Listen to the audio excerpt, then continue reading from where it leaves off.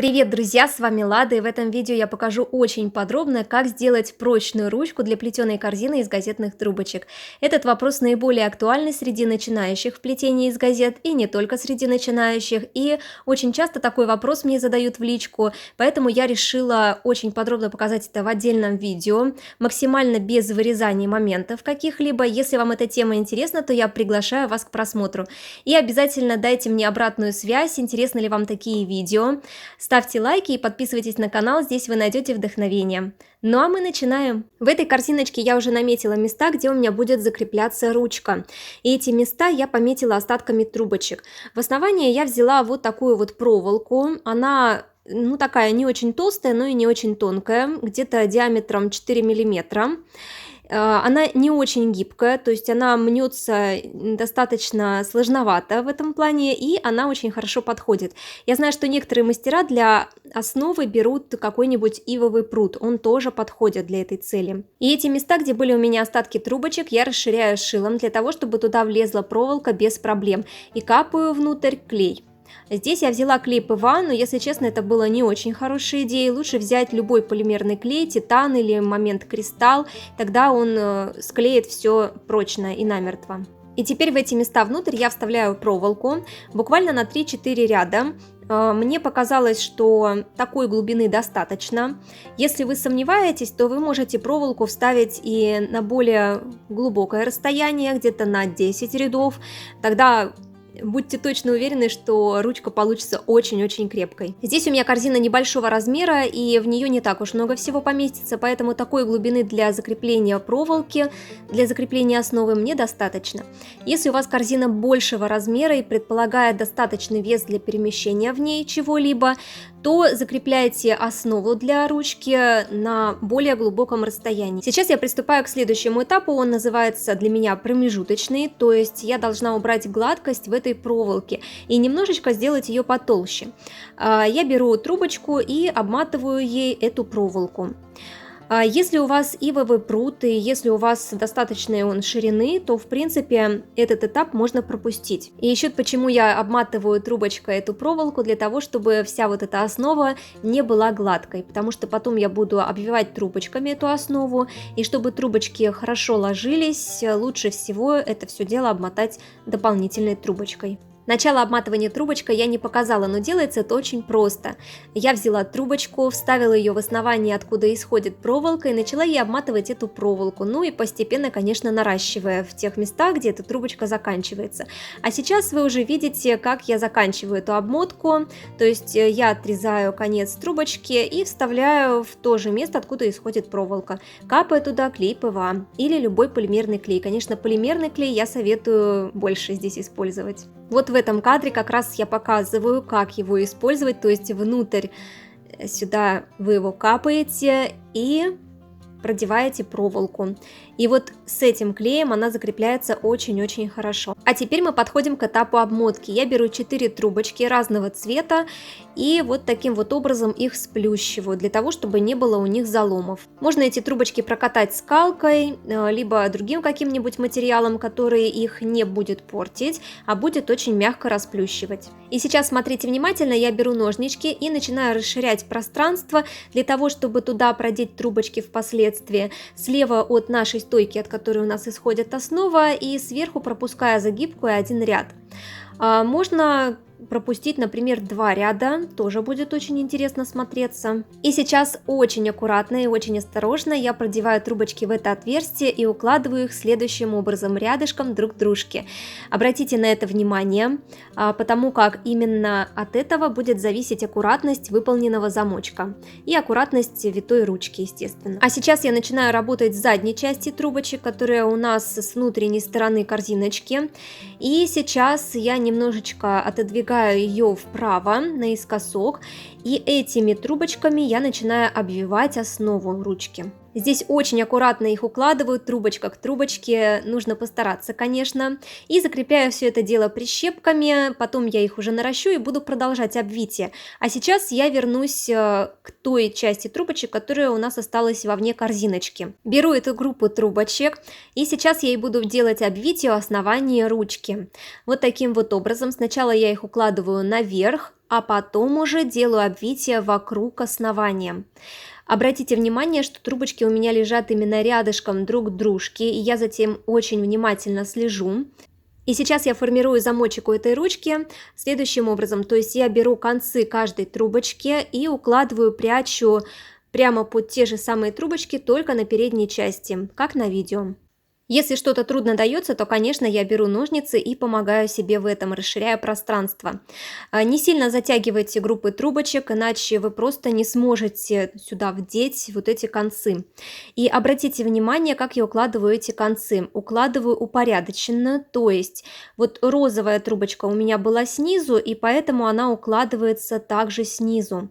Непосредственно коричневая, вторая была, и она вторым номером укладывается, далее голубая и далее светло-коричневая.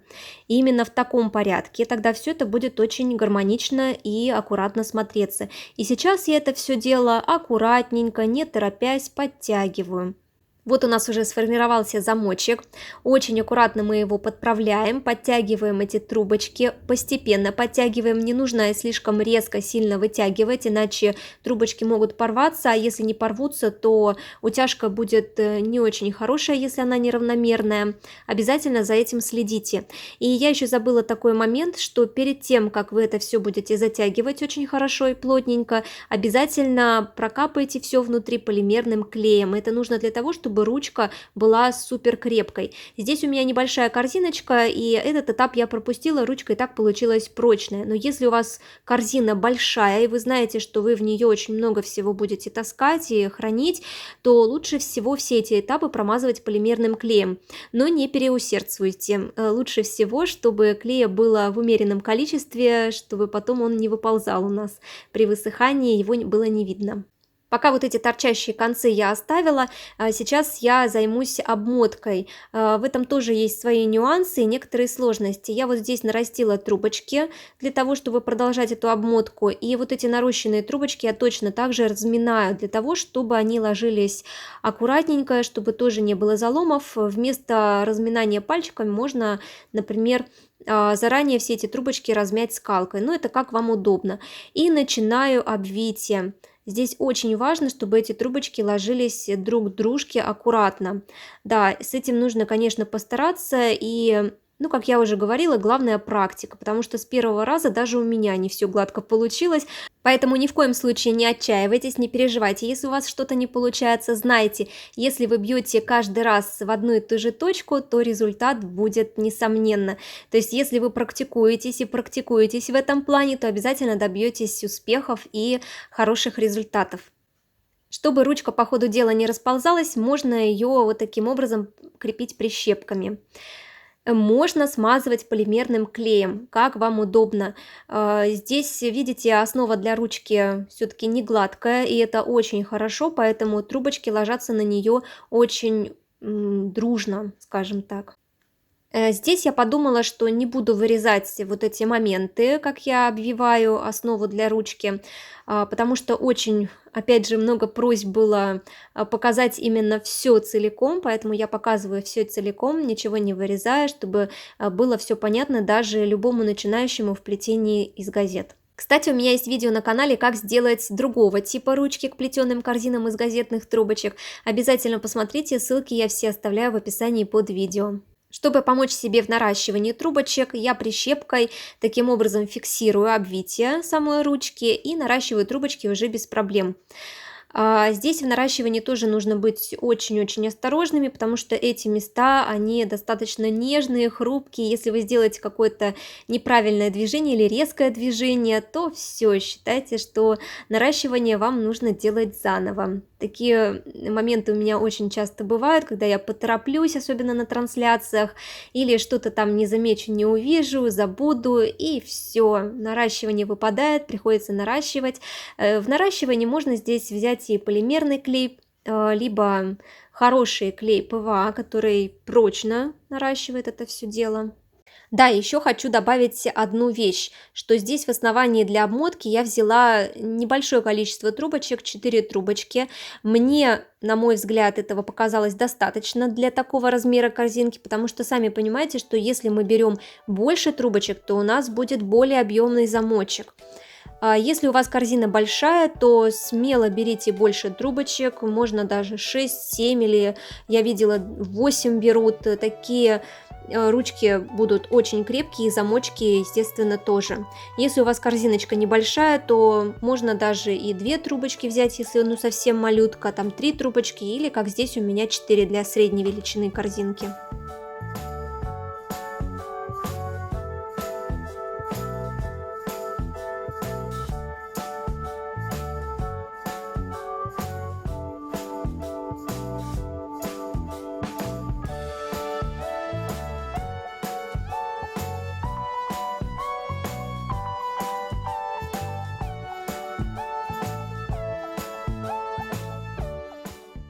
Здесь у меня идет последнее наращивание, обязательно разминаю трубочки, чтобы они хорошо ложились на основу.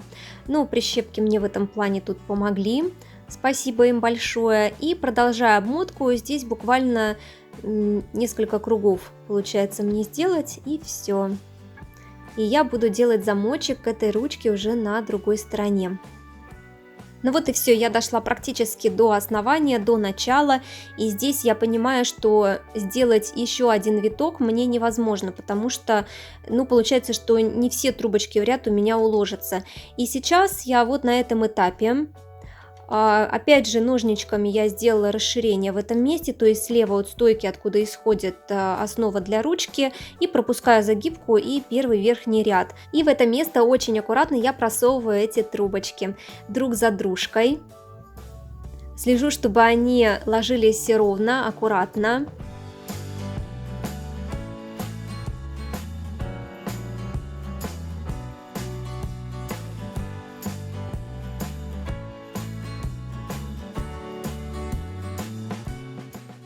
И повторяю все то же самое, как и с другой стороны.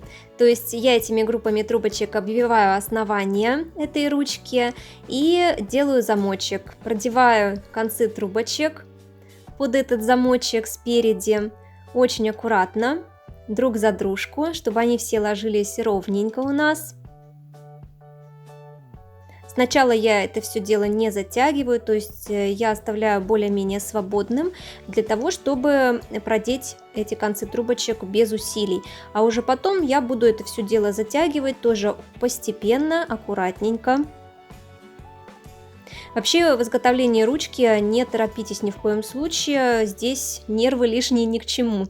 Если вы чувствуете, что вас это дело очень сильно тревожит и что-то у вас не получается, то отпустите на время эту ситуацию, передохните и возьмитесь уже заново с свежей головой. Уверена, что все обязательно получится. И еще раз напоминаю, перед тем, как все это дело очень хорошо зафиксировать и стянуть, обязательно проклейте все внутри полимерным клеем для того, чтобы вся эта конструкция держалась очень-очень прочно. Но хочу сказать, что для маленьких корзин вот это промазывание полимерным клеем внутри, оно не обязательно. Кстати, в прошлом видео мы плели эту самую корзиночку, только без ручки, ручку сейчас делаем, и плели мы ее знакомым узором. Кто не смотрел, обязательно то видео посмотрите, и обязательно сплетите этим узором, вам точно понравится, ведь смотрится клево, согласны? Ссылку обязательно оставляю в описании под видео, заглядывайте туда. Ну а ручка готова, смотрите, какая красавица у нас получилась корзиночка, ручка смотрится очень-очень круто. Вот именно с таким замочком. Ну вот такая красавица ручка и корзиночка с ручкой у нас получились. Как вам понравилось и понравилось ли вам само видео? Все ли было понятно в нем? Обязательно напишите в комментариях ваше мнение, мне очень будет интересно почитать. И если какие-то есть вопросы, не стесняйтесь, спрашивайте, на все и быстро отвечу. Ну и, кстати, не менее актуальный вопрос мне задают, а получаются ли эти ручки действительно прочными? Так вот, в следующем видео я обязательно протестирую эту ручку на прочность, не пропустите. И подписывайтесь на канал, жмите на колокольчик рядом с кнопкой подписаться обязательно, тогда точно ничего не пропустите. Я желаю вам легкого плетения, вдохновения. Увидимся очень скоро в следующих видео и трансляциях. Пока-пока!